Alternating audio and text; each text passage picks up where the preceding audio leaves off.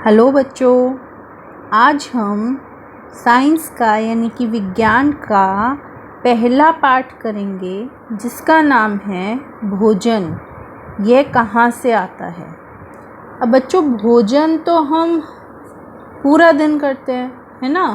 कभी कुछ खाते रहते हैं, कभी कुछ खाते रहते हैं, पर कभी हमने ये सोचा कि किस चीज़ से बन रहा है या ये चीज़ें कहाँ से आ रही हैं।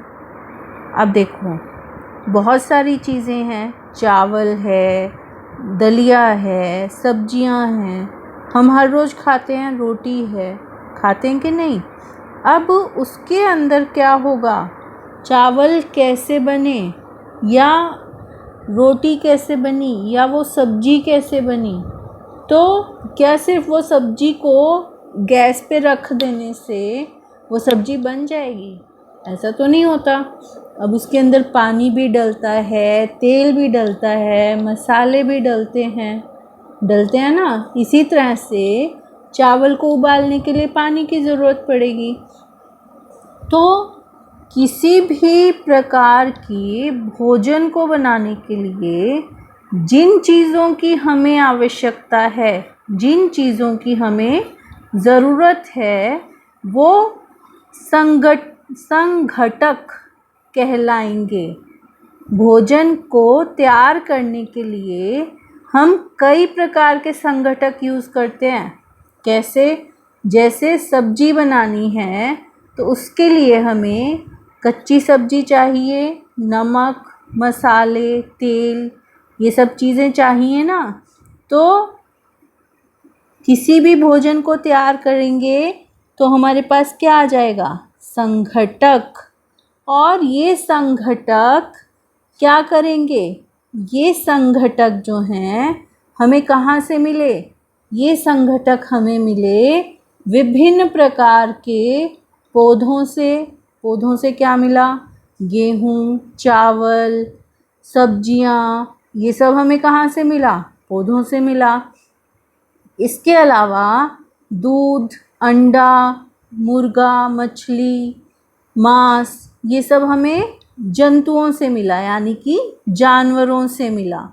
अब जैसे मान लो किसी ने आपसे पूछ लिया कि खीर कैसे बनती है, तो खीर के लिए कच्ची सामग्री क्या है? दूध, चावल, चीनी, ये सारी चीज़ें कच्ची सामग्री हैं। और कहाँ कहाँ से आए? दूध कहाँ से आया? जंतुओं से आया। चावल कहाँ से आए? पौधों से आए। और चीनी कहाँ से आई? हाँ, चीनी भी पौधों से ही आई। कैसे? गन्ने के पौधों से क्या बनेगा? चीनी बनेगी। तो इस तरह से हम बता सकते हैं कि जो हम भोजन ले रहे हैं या जो खाने का सामान है हमारा, वो हमें कहाँ कहाँ से मिला है। जैसे तेल कहाँ से मिलेगा? तेल हमें पौधों से मिलेगा। पर अगर हम घी की बात करें तो घी हमें कहाँ से मिला? जंतुओं से मिला। ठीक है, तो इस तरह से हम पता लगा सकते हैं कि किसी भी खाने की चीज़ का कोई स्रोत क्या है। अब इसी तरीके से किसी भी पौधे के विभिन्न भागों का इस्तेमाल करते हैं हम खाने के लिए। कैसे करते हैं खाने के लिए विभिन्न भागों का? अब मान लो मैं सब्जी की बात करूं। अगर मैंने सब्जी की बात की तो उसके अंदर भी अलग अलग भाग हैं पौधों के। कैसे अलग अलग हैं? जैसे धनिया है तो उसकी पत्तियां हम खा रहे हैं। अगर हम मूली या गाजर खा रहे हैं तो हम जड़ों को खा रहे हैं। ठीक है। और अगर हम फल खा रहे हैं जैसे कि संतरा है, नींबू है, तो ये सब क्या हैं? उसके भाग हैं, किसी भी पौधे के फल है। अगर हम बीज खा रहे हैं जैसे कि हमने खाया मान लो सरसों, मेथी या फिर काजू, बादाम, ये सारे उसके किसी भी पौधे के बीज हैं। तो किसी भी पौधे के अंदर अलग अलग भागों को खाया जा सकता है। जैसे आप चावल खा रहे हो तो आप बीज खा रहे हो, आप गेहूँ ले रहे हो तो वो भी बीज हैं। धनिया, साबुत धनिया जो है या जीरा जो है, वो सारी की सारे क्या हैं? बीज हैं। तो किसी भी पौधे का विभिन्न भाग हम इस्तेमाल करते हैं खाने के लिए। अब ज़रूरी ये बात है, हम ये ध्यान में रखें कि हम किस पौधे का कौन सा भाग खा रहे हैं। मान लो मैंने आपसे पूछ लिया कि मूंगफली, आपने मूंगफली खाई, तो मूंगफली पौधे का कौन सा भाग है? क्या आप सोच सकते हो कौन सा भाग है? या फिर बैंगन अगर आपने खाया तो वो पौधे का कौन सा भाग है? फल है कि बीज है या फिर कुछ और भाग है? अब हम फल भी खाते हैं, फूल भी खाते हैं, पत्तियां भी खाते हैं और जड़ें भी खाते हैं। अब यहाँ पर अगर आप ध्यान से देखो सब्जियों को तो आपको उनके उदाहरण पता लग जाएंगे। अब किसी भी पौधे का बनना कैसे होगा? अब मान लो मैंने आपको कुछ बीज दिए राजमा के और आपको ये कहा कि इनको भिगो कर रखो और जब ये पौधे बन जाएं तब मेरे पास लेकर आना। अब बीज तो बहुत छोटे से हैं, बहुत छोटे छोटे हैं, और पौधे कितने बड़े होते हैं। तो हम एक उदाहरण लेते हैं यहाँ पर। घर में हम स्प्राउट्स खाते हैं, अंकुरित अनाज खाते हैं, तो उसके लिए हम क्या करते हैं? हम उसको भिगोते हैं पानी के अंदर।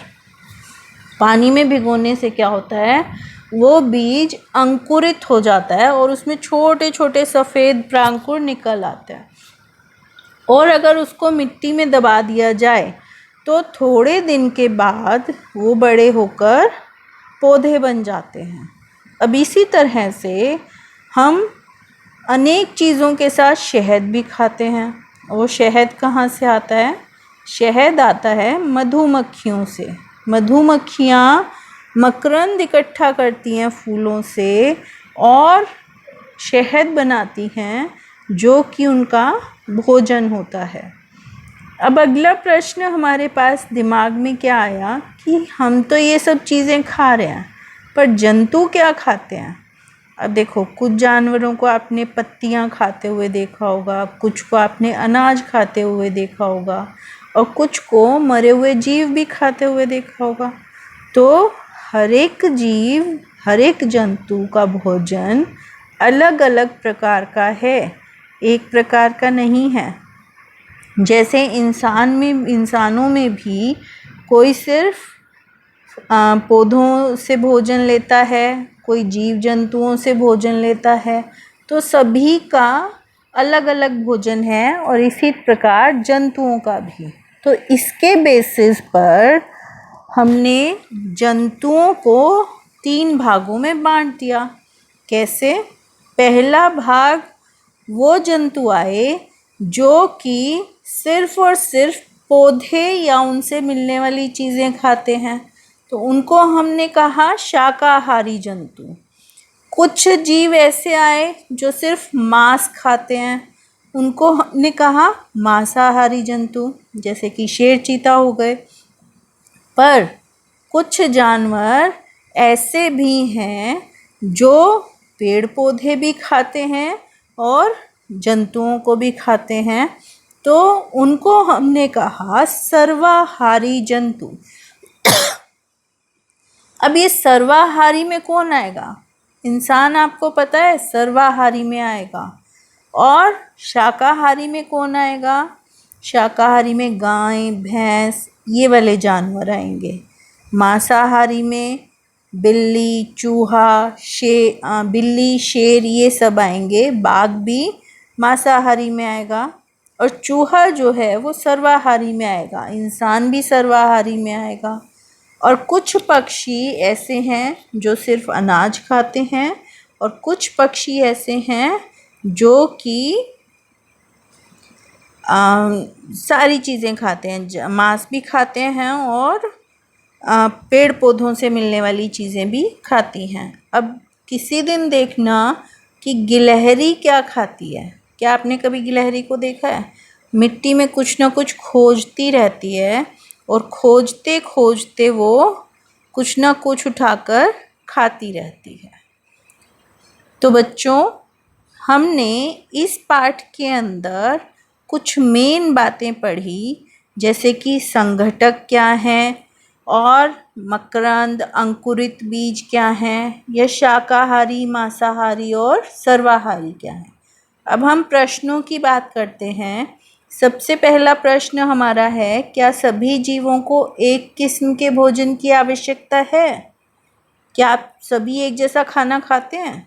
नहीं खाते ना। तो इसका उत्तर आएगा नहीं, सभी जीवों को एक जैसे भोजन की आवश्यकता नहीं होती। दूसरा प्रश्न है, 5 पौधों के नाम लिखिए जिनका कोई भी भाग हम खा सकते हैं।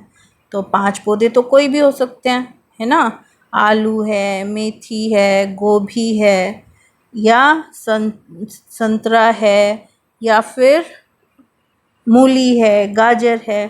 तो इनमें हम क्या खा रहे हैं? हम इनके अलग अलग भाग खा रहे हैं। अगला प्रश्न है, मिलान करो। तो मिलान में दूध, दही, पनीर हमें कहाँ से मिला? जंतु उत्पाद हैं। पालक, गोभी, ये सारे सब्जियां हैं। शेर, बाघ दूसरे जंतुओं को खाते हैं। और शाकाहारी कौन है? जो पादप एवं पादप उत्पादों को खाते हैं। प्रश्न करते हुए प्रश्न को पढ़ना ज़रूरी है। अगर हमें प्रश्न ही समझ नहीं आएगा तो हम उत्तर नहीं लिख पाएंगे। इसलिए प्रश्न को बच्चों ध्यान से पढ़ो और फिर उसका उत्तर लिखने की कोशिश करेंगे। हमारा अगला प्रश्न आएगा, दिए गए शब्दों में रिक्त स्थान की पूर्ति करो। जहाँ पर पहला प्रश्न है,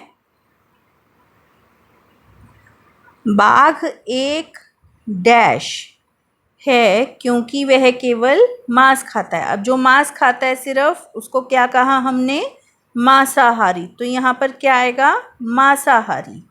हिरन केवल पादप उत्पाद खाता है, इसलिए उसे क्या कहा जाएगा? शाकाहारी। और तोता केवल कौन सी चीज़ें खाते हैं? पौधे, पौधों से मिलने वाली चीज़ें, तो इसलिए उसको क्या कहा जाएगा? शाकाहारी। और जो दूध हम पीते हैं वो प्राय गाय, भैंस, बकरी, इन सभी चीज़ से मिलता है, तो यह है जंतु उत्पाद है। और चीनी, जैसा कि मैंने अभी बताया था, कहाँ से मिली हमें? पौधों से मिली। किस पौधे से मिली? गन्ने के पौधे से मिली। तो इसलिए चीनी कौन सी हो गई? पादप उत्पाद, यानी कि पौधों से मिलने वाला उत्पाद या चीज़ें।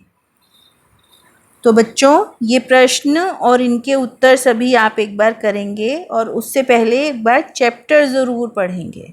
एंड आई होप कि आपको ये चैप्टर समझ आ गया और अब आप इसको आगे आराम से पढ़ पाओगे। Thank you.